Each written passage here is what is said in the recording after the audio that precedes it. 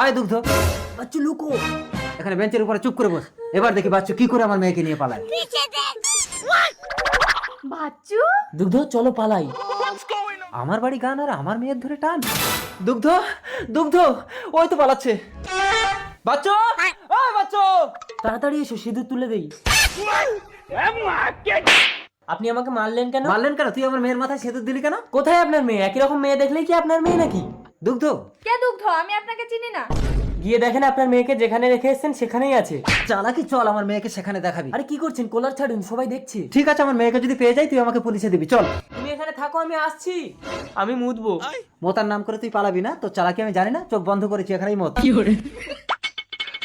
কিরে বাচ্চু, হয়েছে? হ্যাঁ কই মাটি ভেজানি তো? চলুন, চমকে গেছে, হবে না। চল। ওই তো আপনার মেয়ে।